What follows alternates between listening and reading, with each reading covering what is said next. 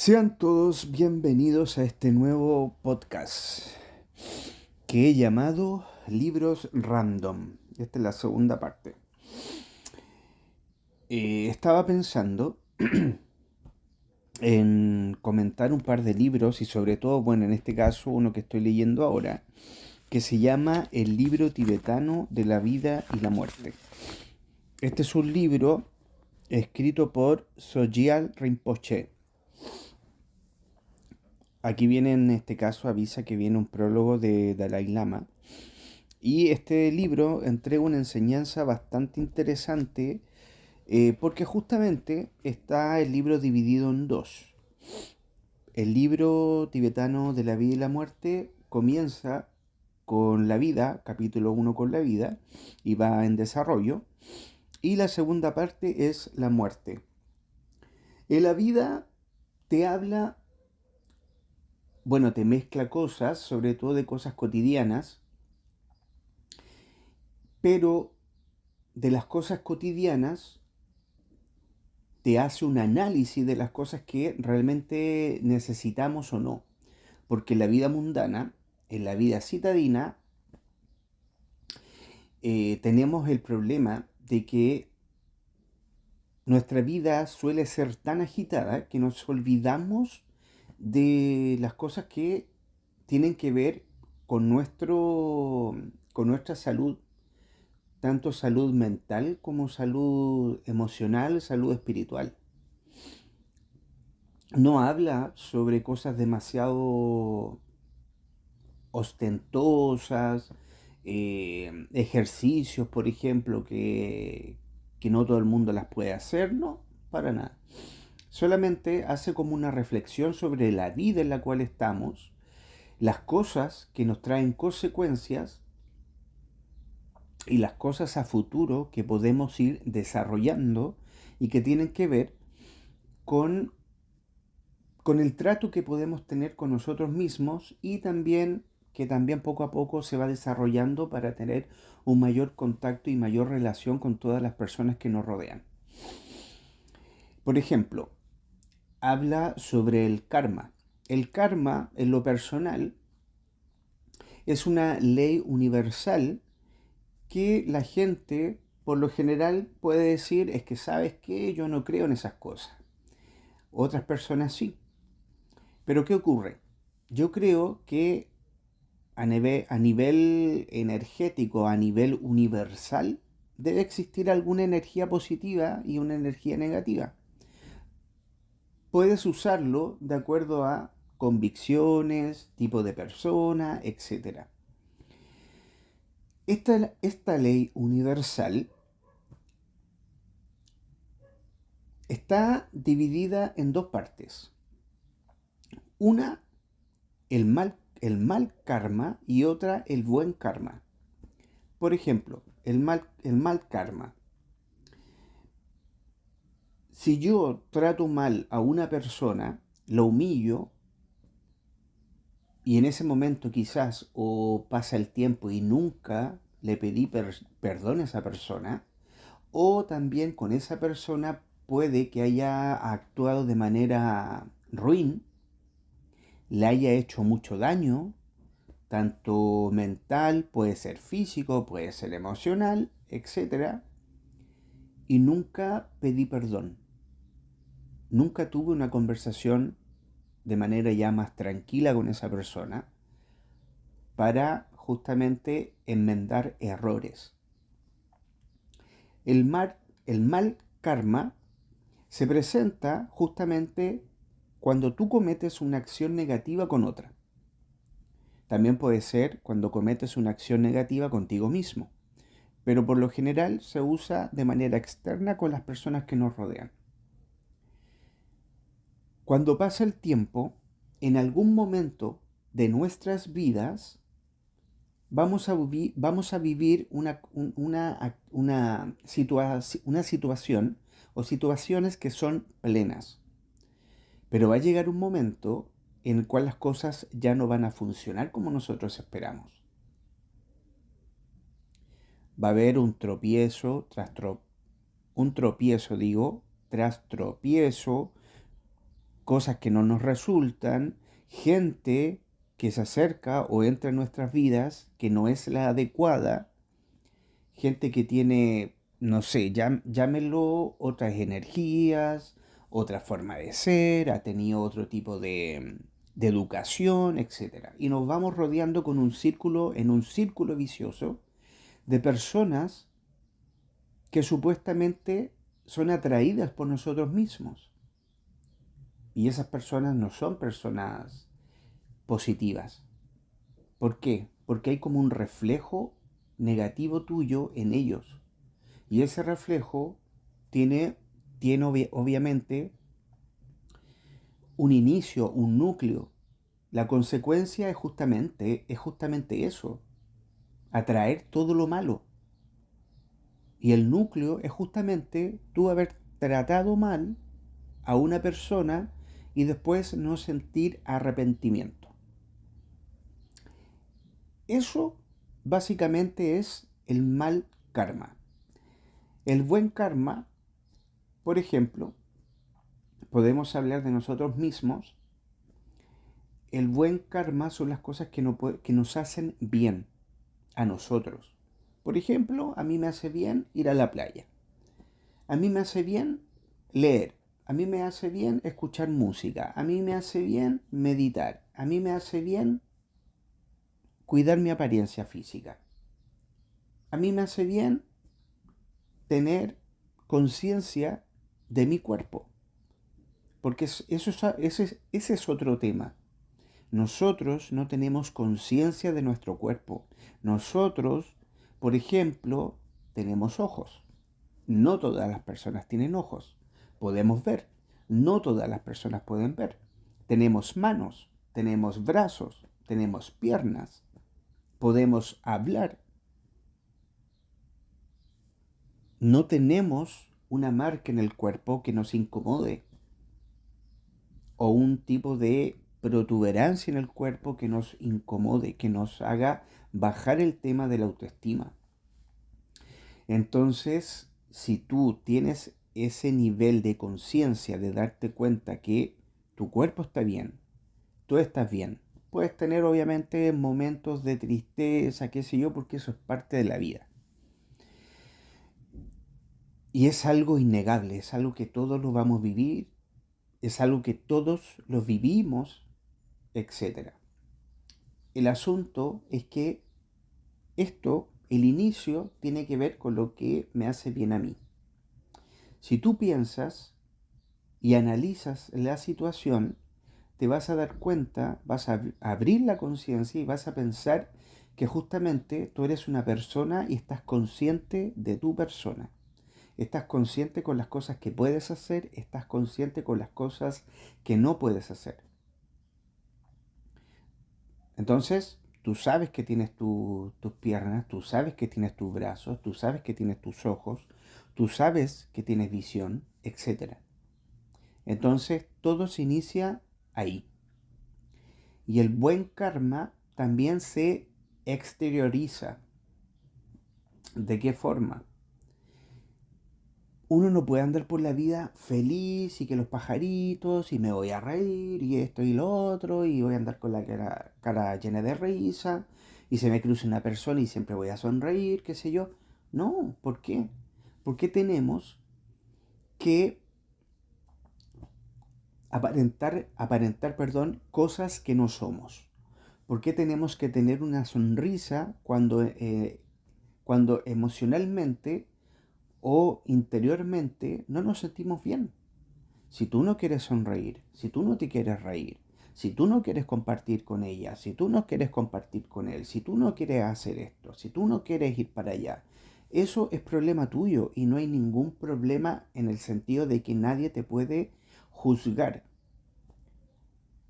No tienes por qué andar contento, no tienes por qué reírte de todo, no tienes por qué andar con una careta delante de todas las personas. Si andas enojado, andas enojado. Si te sientes mal emocionalmente, no tienes por qué negarlo, te sientes así. Pero el buen karma tiene que ver no solamente con ser una especie como de Gandhi, de tratar de ayudar a todo el mundo, no. Cuando se te... a ver, para dejarlo bien claro, hay situaciones que se presentan en nuestras vidas que yo las veo como un tipo de enseñanza, como una prueba para saber si tú vas a lograr salir de eso o no. Por ejemplo, se acerca una mujer, se acerca un hombre. Ellos vienen con un enojo previo por algo que les pasó, que no tiene nada que ver contigo, y se desquitan de una u otra forma contigo. Entonces, obviamente tú vas a sentir rabia, te va a molestar. ¿Qué es lo primero que hacemos? También nos enojamos. Si te gritan, nosotros gritamos más fuerte. Esa es la forma que tenemos de reaccionar en un inicio. No reaccionamos de la manera contraria. Es difícil que esa situación se resuelva, pero, pero no necesariamente tienes que estar pensando en cómo solucionarlo sin actuar también a través del enojo, a través de la agresión verbal. Entonces, lamentablemente nosotros todos reaccionamos de una manera distinta. O sea, si nos tratan mal, nosotros tratamos mal. Si nos gritan, nosotros gritamos. Si nos quieren golpear, nosotros nos defendemos. Entonces, son cosas naturales. No tenemos por qué obviarlas. No tenemos por qué hacer que no existen. Pero el buen karma se inicia con con una pequeña enseñanza de vida. Porque si tú avanzas en tu vida y a lo largo de tu vida tú ves que ya no actúas como siempre, no actúas como antes, en este caso, a esa persona negativa que va a venir con la rabia, que va a venir con el enojo, qué sé yo creo que una persona que ha trabajado en sí mismo o en sí misma va a actuar de la manera contraria. Entonces el buen karma quiere decir de que uno no actúa de la misma forma que el resto. Si el resto es hostil, esa es la prueba para saber si tú también vas a ser hostil. Si tú pasas esa prueba y no te pones a la altura de esa persona, no es que tengas que tener un nivel de conciencia elevado ni nada. Es una cosa como de enseñanza de vida.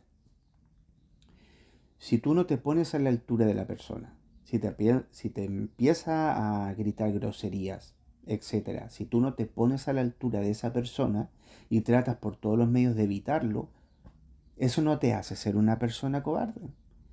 Eso no te hace ser una persona que no sabe defenderse.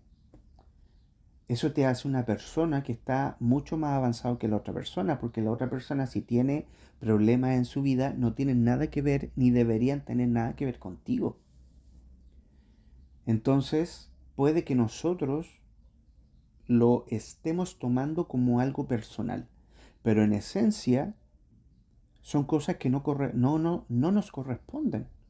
Son problemas que no nos corresponden. Entonces, el buen karma es actuar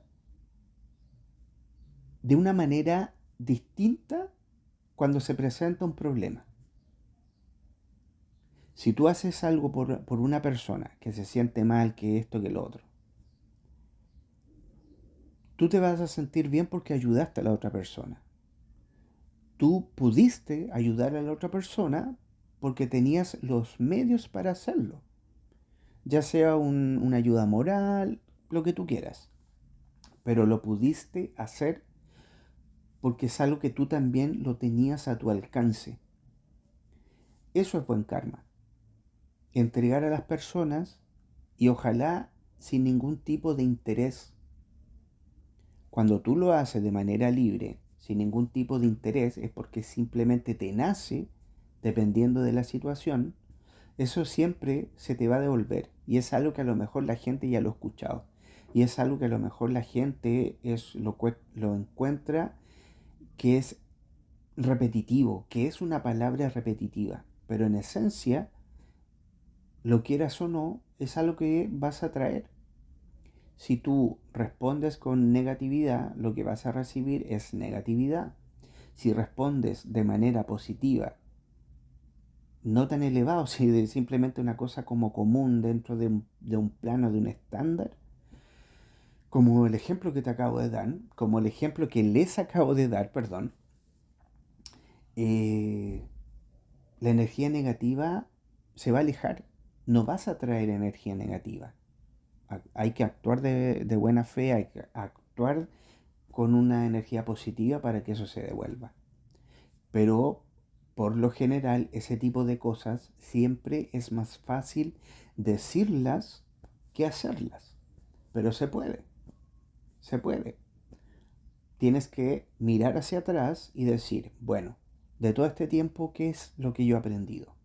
He aprendido esto otro, ya. Si he aprendido esto a la mala y me he caído y he tratado y mal a la gente, la he subido, la he bajado, ya está bien, está bien. No tenemos por qué sentirnos culpables de eso. Para nada, somos humanos, no somos robots. Entonces, cuando pasa lo contrario, y ahí existe o se nos presenta o se cruza en nuestro camino una persona que necesita ayuda, eso, creo yo, es la oportunidad para enmendar los errores que cometimos en el pasado. Y de esa forma nos quitamos el karma. Yo creo que la vida es sabia, pero también hay momentos en que uno está mal, uno lo ve todo oscuro, uno ve un túnel y no ve una luz al final. Entonces, ¿qué hacemos con todo eso? ¿Qué hacemos con todo ese dolor? ¿Qué hacemos con toda esa angustia? Nosotros en un momento puede que no lo entendamos, pero a medida que va pasando el tiempo podemos ir superando paso a paso pequeñas cosas. Pero llega el momento en el cual va a llegar una calma interior, una calma mental, que nos haga pensar bien las cosas, que nos haga expandir un poco la mente y ojalá de a poco ver que al final del túnel hay una luz que nos espera. Pero vuelvo a decir, yo creo que si tú cometiste errores con algunas personas en tu pasado y en el presente se te presentan situaciones complejas, yo creo que es para pagar, para enmendar los errores que cometiste en el pasado y de esa forma poder seguir avanzando. Yo creo en esencia que ese es el buen karma y de hecho es algo que desarrolla este libro, el libro tibetano de la vida y la muerte.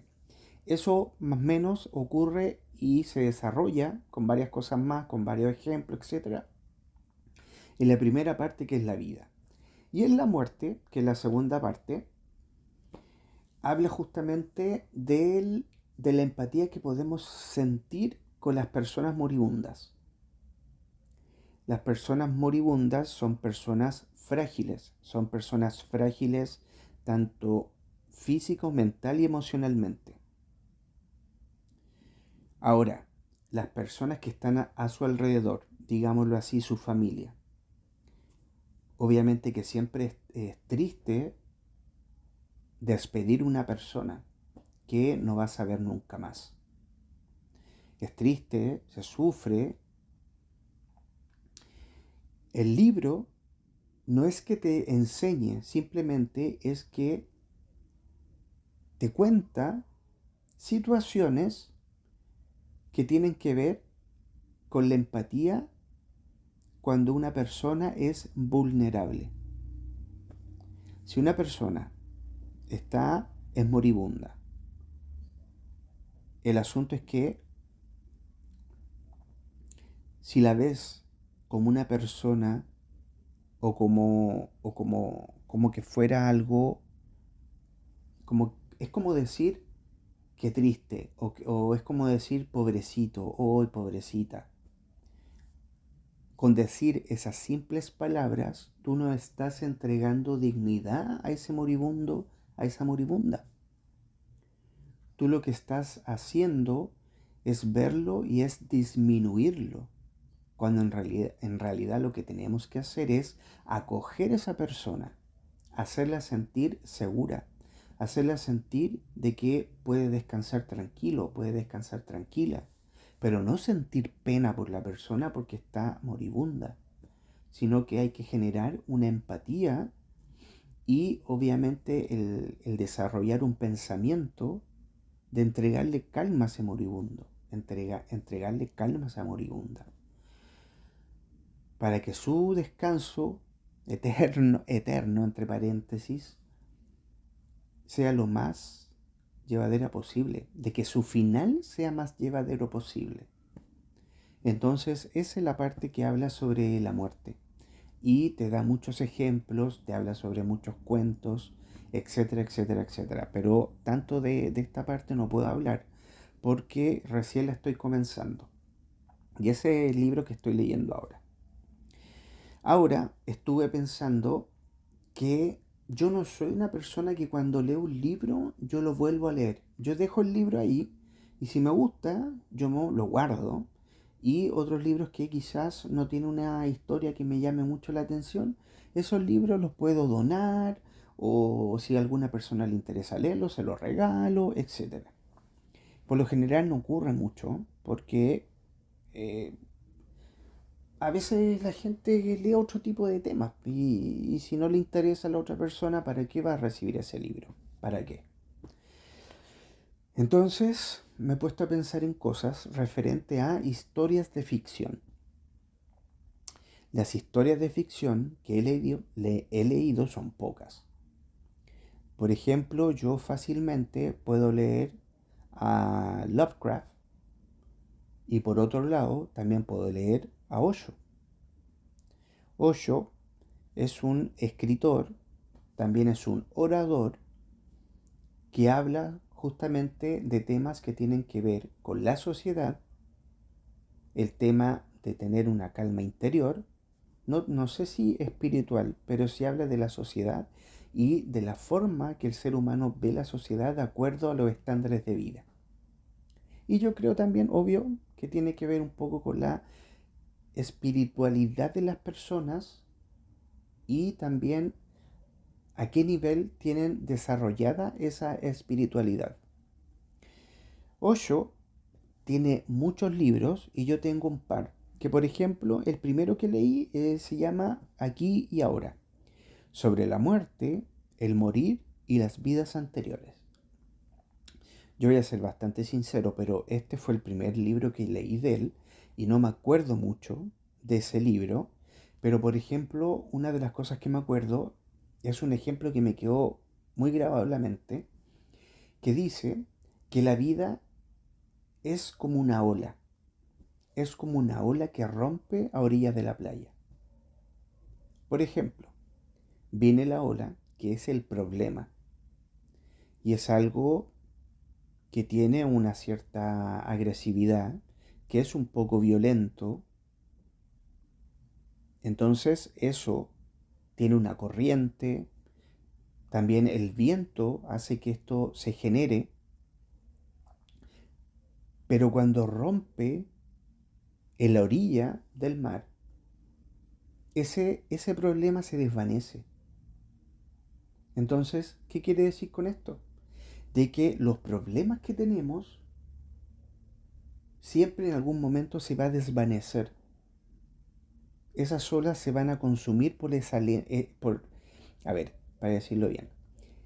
Esas olas van a romper en la orilla de la playa y el resto de lo que queda de esas olas las va a absorber la arena.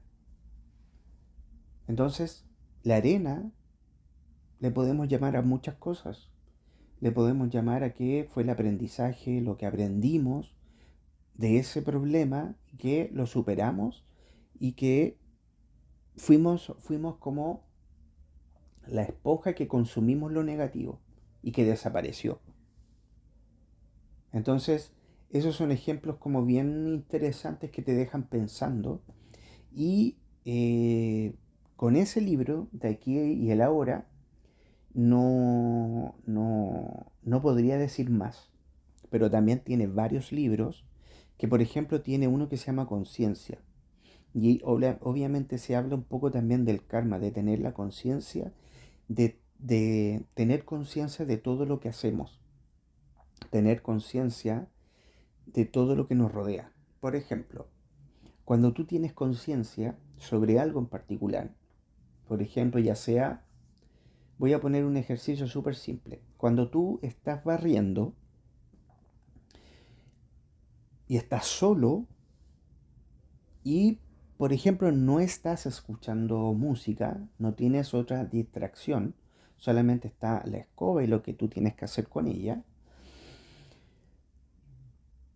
hay un momento que siempre tu mente te hace malas pasadas, te juega malas pasadas. Por lo general, para el ser humano, uno de los más grandes enemigos que tiene es su mente, es su pensamiento.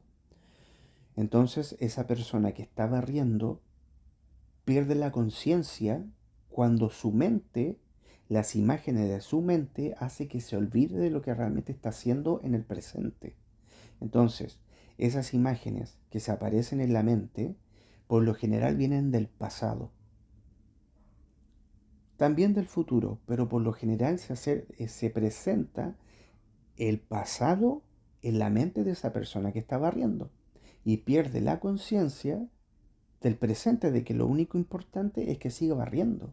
Lo demás son solo imágenes. Y por lo general son imágenes que tienen que ver con cosas negativas. Y puede que te dé rabia, tú te hagas, como que hagas esa emoción que te da ver esas imágenes en tu mente, que las hagas como reales.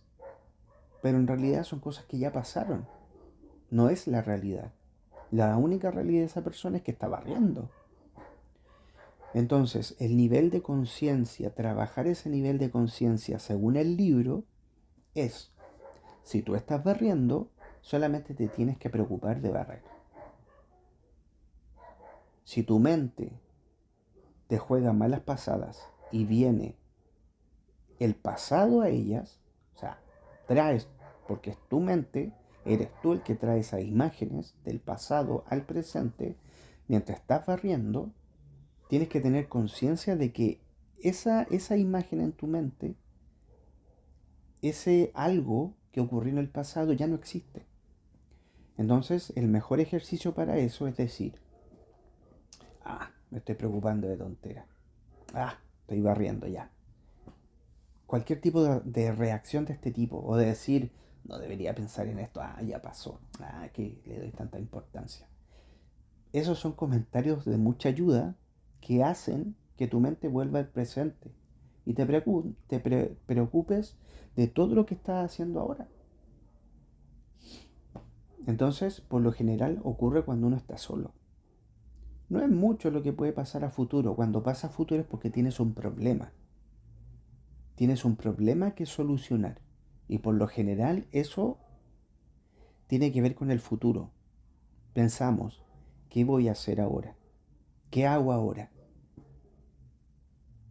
Si va a llegar la cuenta a fin de mes. Estoy el día 20 y va a llegar el 30 y todavía no tengo ese dinero. Entonces ahí estás pensando en el futuro. Y por lo general el futuro siempre viene de la mano con problemas. Problemas que todavía no ocurren. Entonces, pero sabemos que van a ocurrir. Entonces estamos en nuestra mente tratando de encontrar la solución para pasar de ese problema y poder superarlo. Entonces, ese es el nivel de conciencia más o menos de lo que habla 8. Es más o menos lo que yo puedo rescatar a modo de ejemplo. Y tiene otro libro que se llama el libro de la comprensión. Este libro en particular no es mucho lo que puedo hablar de él porque no me acuerdo. No es mucho lo que me acuerdo del libro de la comprensión. Pero por ejemplo, aquí tiene un subtítulo que dice Trazando tu propio camino hacia la libertad. El libro de la comprensión, más o menos, según la idea de lo que yo les acabo de leer, tiene que ver con qué? Con las cosas que no nos dejan vivir, con las piedras que aparecen en nuestro camino y tenemos que esquivar para no tropezar. ¿Cómo superamos ese muro que no podemos subirlo, no podemos escalarlo, no podemos pasar encima de él? ¿Cómo superamos ese muro? O sea, yo tengo que llegar en este momento, tomar un taxi o como quieran llamarlo, y yo sé que tengo que llegar al supermercado. Entonces yo digo, tengo que tomar un taxi, le tengo que decir el destino, es este la calle, es este el número, es este el lugar. ¿Y qué es lo que pasa? Tomas el taxi, te subes, empieza a andar el taxi, empieza a pasar entre las calles, se da unas vueltas locas, tiene que detenerse en un paso de cebra, tiene que seguir avanzando, tiene que esquivar a quizás algún auto o alguna persona que también se cruza en la calle, que eso es súper común, hasta que llegas al supermercado. Todo ese trayecto de tu casa al supermercado pasaron cosas. ¿Qué pasaron? ¿Cuáles fueron las cosas que pasaron? Tú pudiste medir que de tu casa al supermercado puede que se haya demorado 15 minutos. Tú dijiste, oh, se demoró solamente 15 minutos. Eso es uno. Lo siguiente es los momentos en los cuales paró el auto en un semáforo. Lo siguiente es ver cuántas veces paró el auto en un paso de cebra. ¿Cuántas veces esquivó el auto a esa persona que se cruzó en la calle? ¿Cuántas veces esquivó el auto a otro auto para que no chocaran? ¿Qué pasó en ese trayecto hasta que llegaste al, al, al, al supermercado? De eso habla el subtítulo que dice acá, trazando tu propio camino hacia la libertad. Todas las piedras que podemos encontrar en el camino, muchas de ellas nosotros las pusimos. Fuimos nosotros las que pusimos las piedras en ese camino. ¿Por qué? Porque si ustedes piensan que, por ejemplo, tienen que resolver un problema, pero no lo han resuelto y siguen avanzando, ustedes llevan esa piedra, las llevan ustedes mismos a dos manos y nunca la sueltan. Y cuando la sueltan, tropiezan. Entonces, el problema es la piedra. Y el problema también es ver cómo ustedes se deshacen de esa piedra para seguir el camino y el camino libre. Entonces, muchas veces decimos, yo no puedo hacer esto, yo no puedo hacer esto otro, pucha, tengo mucha inseguridad con esto, estoy nervioso, no sé cómo hacerlo, y un sinfín de problemas que todavía no existen, pero nosotros ya lo estamos creando en nuestra mente y eso se materializa en esas piedras que vamos poniendo en el camino. Entonces, ¿cómo superamos y cómo pasamos sobre esas piedras? ¿Cómo pasamos por ese muro? ¿De qué forma lo podemos hacer? Ponemos una escalera, tiramos una cuerda, nos pedimos ayuda a una persona para cruzar ese muro, que por lo general eso es muy humano, siempre pedir ayuda a alguien cuando realmente tú te das cuenta que no puedes avanzar o no puedes con esto o no puedes con esta otra cosa. Y por lo general nosotros tratamos siempre de decir, no, yo puedo solo, yo voy a hacer esto solo, yo voy a hacer esto sola. Pero la verdad es que cuando llega el momento nos damos cuenta que hay cosas que no podemos hacer solos. Hay cosas que necesitamos ayuda de alguien para cruzar ese muro. Necesitamos ayuda de alguien para que nos ayude a mover esas piedras para nosotros seguir avanzando. Entonces es un camino difícil, es un camino autoimpuesto.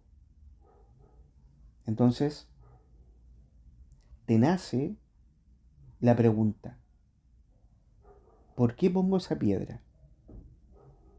¿Cómo la puedo quitar? Entonces, son cosas que te dejan pensando y te hacen reflexionar sobre la vida de cada cual. Entonces, la premisa, la historia en sí, el tema de este libro, el libro de la comprensión, yo creo que también es uno de los que voy a volver a leer por lo mismo. Pude explicarles el concepto. Entonces, yo creo que también este es uno de los libros que creo que yo también voy a leer. Porque son varios, entonces igual tendría que elegir demasiados. Hay otro que es totalmente ficción y la escribió un autor que se llama Bret Easton Ellis, que tiene muchos libros y algunos libros son basados en películas. Y creo que la única que se me viene a la mente, la única película se llama American Psycho, que es una película que habla de un yuppie. Un yuppie es un hombre que tiene un cierto estándar de vida, o sea, un nivel alto de vida, que por lo general, por ejemplo, puede trabajar en un bufete o buffet de abogados, trabajar en una empresa prestigiosa, pero es un hombre que tiene un alto estándar de vida, tiene un poder económico importante. Y el libro justamente habla de eso, de cómo un hombre inteligente, que tiene todo lo que quiere, etcétera, comienza a decaer o comienza a descender a un mundo sin retorno. Porque su mente empieza como a desvariar, y tiene que ver un poco con la violencia, qué sé yo. Ese es otro tema. Pero esa película es basada esa película es basada en un libro de Bret Easton Ellis. Y de él solamente tengo un libro que se llama Lunar Park. Lunar Park cuenta una historia en el cual mezcla eh, la realidad con la ficción. Por ejemplo, el personaje principal se llama Bret Easton Ellis. Y todo lo que ocurre, o no todo, pero algunas cosas que ocurren ahí son cosas que el escritor vivió. Por ejemplo, cuando conoció a otros actores, cuando estuvo en algún set de filmación, cuando, cuando recibió algún premio, por ejemplo. Cosas reales que él vivió y lo otro, lo ficticio, lo relaciona con una cantidad de conceptos que son impresionantes. Porque, por ejemplo, habla sobre el tema de los expedientes secretos X, de la serie, que compartió con los actores y crea como una historia con ellos, así como, hoy día fuimos con los protagonistas de esta historia, fuimos a beber, qué sé yo, y una cosa como súper cotidiana. Después habla de que en su casa ocurren asuntos paranormales, que no sabe cómo resolverlos. Entonces es como una especie como de mezcla de muchas cosas. Es una historia bien interesante de leer, que tampoco me acuerdo mucho en detalle, solo me acuerdo de eso, de lo que les estoy contando ahora. Lunar Park, que me parece, según lo que poco y nada que recuerdo, un libro que es notable. Es un libro pequeño, es un libro de bolsillo. No sé si ese libro se seguirá vendiendo, no lo sé. Porque este libro, si ustedes me dejan verlo, porque lo tengo aquí al ladito. Este libro es del año, veamos. Este libro es del año 2005. Y la primera edición en este formato es del 2006. Entonces yo creo que este libro ya no se están imprimiendo. No tiene más ediciones. Entonces, pero yo creo que en, en formato digital, en una de esas puede que esté, en caso también si lo quieren leer. Ahora, Bret Easton Ellis me recuerda a otro autor que tiene un nombre bastante difícil de mencionar, difícil de nombrar, que se llama Chuck Palahniuk. Chuck Palahniuk es un autor bastante famoso dentro de la literatura punk moderna, cuyo principal libro más famoso se llama El Club de la Pelea, una película que protagoniza Brad Pitt y Edward Norton. La historia del Club de la Pelea, por si no la han visto, es una historia impresionante. Es una historia que tiene un humor negro, que tiene un humor ácido, que tiene una crítica interesante sobre la sociedad, etcétera, etcétera, y tiene excelentes actuaciones. También actúa ahí la Helena Bonham Carter, que, que actuó en Harry Potter como Beatriz Lestrange, creo que se llama su personaje, y tiene un sinnúmero de películas, que por lo general son siempre personajes medio bizarros. Bueno, El Club de la Pelea está basada en un libro de Chuck Palahniuk. Chuck Palahniuk escribe este tipo de historias que son historias bizarras, son historias totalmente fuera de serie, son historias que por lo general a muchas personas no, quizás no logren entender, porque están ligados con el mundo onírico muchas veces, con las cosas a veces violentas como el Club de la Pelea. Y hay un libro que no lo iba a incluir acá, sino que se me vino de repente a la mente, que se llama, es un libro que tiene la primera y segunda parte. No me acuerdo el título. Después, si me acuerdo, se los voy a decir. Ese libro habla sobre una chica, una niña que creo que tiene 15 o 18 años, no me acuerdo bien, pero es una chica joven. Y esa chica tiene una visión de la vida muy negativa. Ella es una niña de clase alta. Sus padres, creo que su padre es escritor, no recuerdo bien, pero ella es una persona que viene de una familia de una familia que tiene mucho poder adquisitivo. Entonces, la chica comete varios,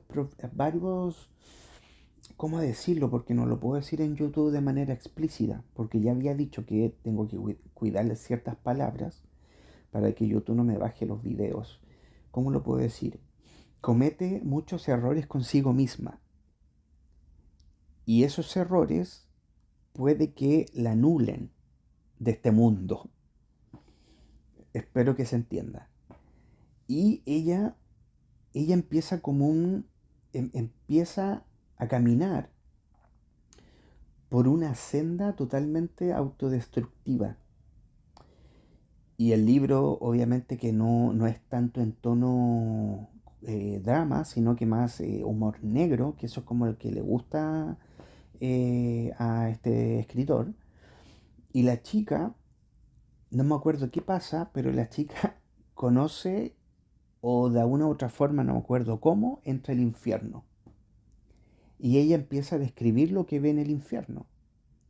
Y habla de unas cosas que son muy hilarantes, porque por ejemplo habla de que existe un call center en una parte del infierno, existe un call center en la cual llaman las personas, los humanos, los seres vivos, los humanos vivos, perdón, que llaman por teléfono preguntando cómo es el infierno.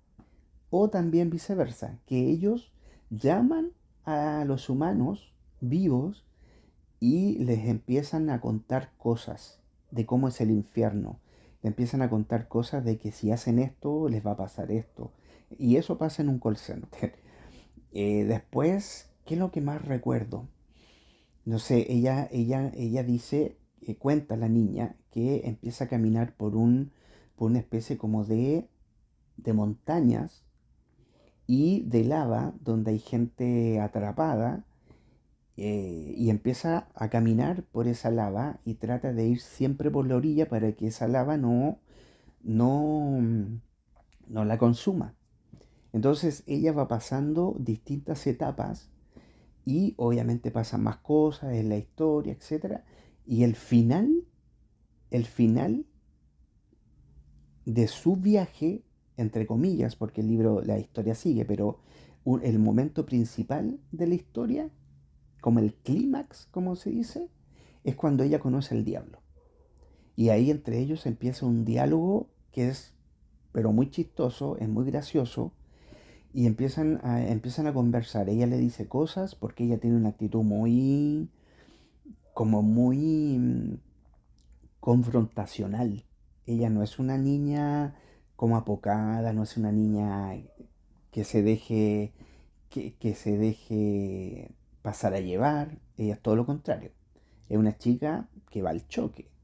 Es una chica que dice las cosas que piensa y ella no le tiene miedo al diablo, ella no le tiene miedo al infierno, ella no le tiene miedo a nada. Entonces ella se enfrenta al diablo en un diálogo extraño, entre filosófico, reflexivo, con una cosa bizarra de esto y de lo otro. El libro es hilarante, es uno de mis preferidos y no tenía no tenía pensado mencionarlo ahora. Pero ese libro ya me acordé el título, se llama Condenada. Así se llama el libro. Es un libro chiquitito, poquitas páginas. No me acuerdo cuántas tiene, pero tiene súper pocas páginas. Y y tiene una segunda parte. Que la segunda parte no me puedo acordar cómo se llama, pero cuando lo leí no me gustó mucho. No lo encontré muy interesante. Como que se notó como que lo escribió rápido. No sé, si es segunda parte quiere decir de que Condenada tuvo éxitos de ventas. Pero en la segunda parte como que parece que la escribió rápido para ver si también era éxito de ventas. Pero yo creo que no lo consiguió. Lo que sí me llama la atención es que como ya hay varias películas basadas en libros de Chuck Palahniuk, me parece extraño que ningún director de cine, que ninguna productora famosa de Hollywood haya adquirido los derechos para hacer Condenada, el libro Condenada, una película, porque sería un guión maravilloso. De verdad que sí. Debería ser, ese libro debería ser película. Y, y sinceramente yo encuentro que se están perdiendo una oportunidad increíble para que la gente conozca y que le guste este tipo de historias bizarras, qué sé yo,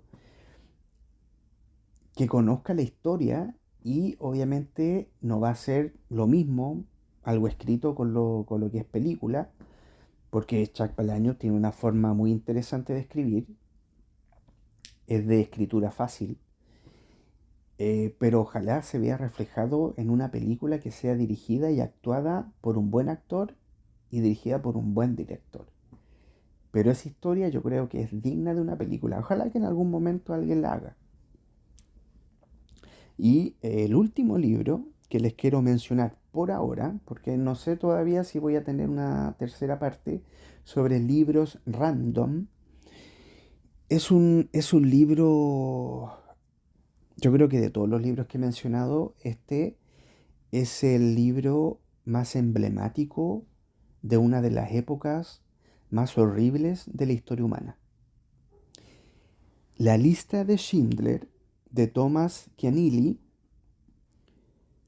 Yo creo que ese nombre nosotros, me incluyo, lo conocimos cuando apareció la película. Nadie, y yo creo que en la mayoría, ninguno sabía que esa película estaba basada en un libro. Este libro es un libro bastante grueso, tiene 570 páginas. Yo alcancé a leer hasta, y la tengo acá, hasta la página 204. Y no pude leer más porque en esa época también estaba interesado en otros temas. Me gustaba más la música, estaba como descubriendo música, qué sé yo, que yo creo que para más adelante también podría ser un buen tema para un podcast. de la música que escucho, la música que me marcó en mi infancia, en mi adolescencia y en la parte más adulta, que tampoco, tampoco se crean, si tan viejo no soy, así que tampoco le pongan mucho. Este, li- este libro, que llega a la página 204, no me acuerdo mucho. No me acuerdo mucho, pero obviamente me voy a basar un poco en la película. Y también yo creo que este libro merece que empiece a leerlo nuevamente, porque si bien yo llegué en esta página que les mencioné, aquí hay un marcador. Entonces, y este libro yo lo compré en el 98. Imagínense, en 1998 compré este libro y creo que venía con un periódico. Decía, grandes bestsellers, la tercera. Tú comprabas el diario y pagabas, no sé, 5.000, 7.000 pesos, una cosa así, y te podías llevar este libro. Y varios otros títulos, pero el que me acuerdo yo es este, la lista Schindler, que pareciera, no sé si será una edición distinta. Ah, no, no aparece. Bueno, yo creo que la lista de Schindler está de más hablar mucho, o está de más desarrollar mucho lo que significa el libro, porque la mayoría hemos visto la película de Steven Spielberg, que es una película muy emotiva, es una película maravillosa, es una película muy densa, es una película muy que te deja emocionalmente roto, que también te puede dejar emocionalmente roto y también emocionalmente, perdón, mentalmente marcado. Jamás nunca imaginábamos que una persona fuese tan importante y que una persona marcaría tantas vidas en época del Holocausto. En realidad marcó vidas, pero la palabra correcta es salvó muchas vidas. Entonces, yo encuentro que de todos los libros, este es uno de los libros más importantes que tengo y lo he dejado pero solo, aparte ahí, en la biblioteca. Y yo encuentro que ahora, en esta época, yo encuentro que tengo quizás la madurez para leer un libro como este, basado en una historia real bastante ingrata.